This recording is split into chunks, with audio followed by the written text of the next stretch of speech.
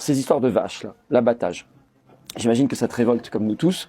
Est-ce qu'on est obligé, comme ils nous le disent, de faire le dépeuplement total, de toutes les abattre? Et est-ce qu'on est obligé, par ailleurs, c'est aussi une question d'urgence, de toutes les injecter, toutes les vacciner? Ou est-ce qu'on peut faire autrement? Non, alors, merci de me poser la question. C'est une question cruciale, en réalité, sur la vie des élevages et des éleveurs. En réalité, c'est une maladie qui est connue déjà depuis plusieurs décennies. Il y en a partout dans le monde, de la dermatose modulaire contagieuse. Et c'est une maladie on peut maîtriser et qui se maîtrise bien. On va pas dire très bien, mais qui se maîtrise bien. Donc, c'est une maladie qui arrive par inoculation, par des insectes, les 3/4 du temps, ou alors éventuellement par des transports de troupeaux qui seraient déjà malades au sud de la France et qu'on transférerait au nord de la France, et donc ça contaminerait. Mais si on bouge pas les troupeaux, il n'y a pas de problème de contamination. Donc c'est une maladie qu'on peut tout à fait maîtriser en tuant la bête malade, naturellement. On tue la bête malade, et après ça, le troupeau, il faut le laisser en quarantaine. Et d'ailleurs... Donc on le tue pas? On tue pas tout le troupeau, on n'extermine pas tout le troupeau.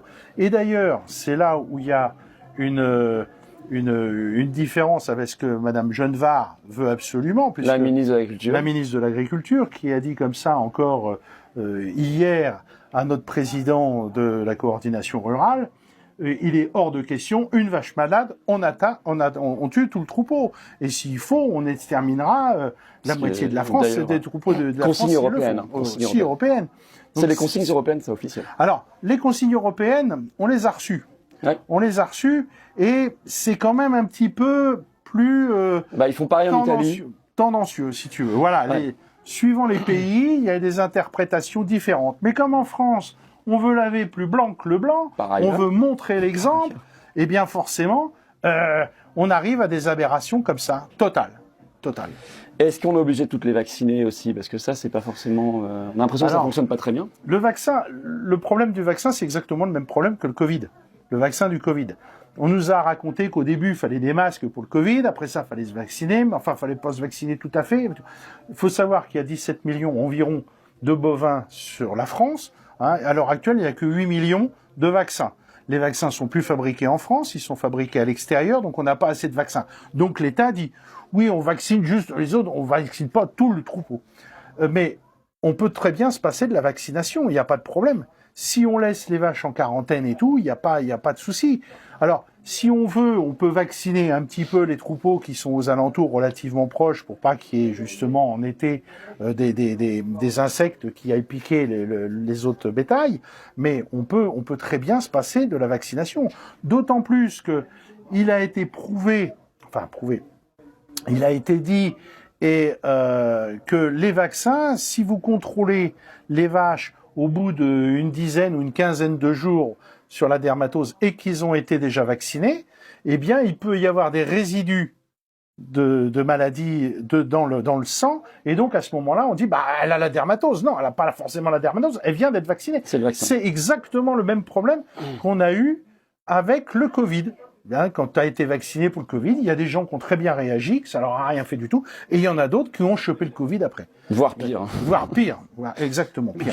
Et donc, voilà, on a une aberration totale, surtout une ministre qui est absolument bornée et qui connaît strictement rien, parce qu'à l'origine, c'est une prof de lettres, donc l'agriculture, elle connaît rien du tout. C'est tout juste si elle savait quand elle est arrivée au ministère, parce que c'est de quel côté était la tête de la vache. Ouais. Mais bon, donc non, il faut laisser aux professionnels du travail de professionnels. Il y a des chercheurs qui ont fait tout un tas d'études sur cette maladie-là, et il n'y a pas forcément obligation de vaccin. Par contre, ça existe depuis des centaines d'années, la quarantaine. Voilà, tout simplement. C'est pourtant. On abat la vache. Et même la France l'a fait par le passé à La Réunion en 92 et ça avait très bien fonctionné. Exactement. Alors, on a le problème de la vache aujourd'hui. On a eu le problème des volailles, la grippe aviaire. Aujourd'hui, on a les cochons qui ont des maladies en Espagne. C'est en train d'arriver un petit peu en France, on ne sait pas trop. Il y a les moutons. Enfin, qu'est-ce qu'on fait? On extermine totalement l'élevage français. C'est un peu ce qu'ils veulent. Puisque dans les documents européens, ils disent qu'il faut réduire 30% le cheptel français. La Cour des comptes l'a rappelé en 2023, au nom du climat, soi-disant. Enfin, c'est surtout pendant ce temps-là, on importe du Mercosur, on importe de l'Ukraine, on importe du Canada, etc. Et il faut pas oublier que en Hollande, il y a 2-3 ans, ils ont abattu des milliers de vaches aussi, un petit peu sur le même principe. C'était Mark Rutte, qui aujourd'hui est secrétaire général de l'OTAN. Voilà. Tu vois, la boucle est bouclée. Exactement. Et c'était Natura 2000, c'était le plan européen. Voilà. Et ça avait entraîné une très grosse révolte paysanne d'ailleurs. Ils avaient réussi à bloquer quand même. Oui, bah, ils ont retourné le gouvernement. Ils ont fait tomber le gouvernement. Ils ont fait tomber le gouvernement. Ouais.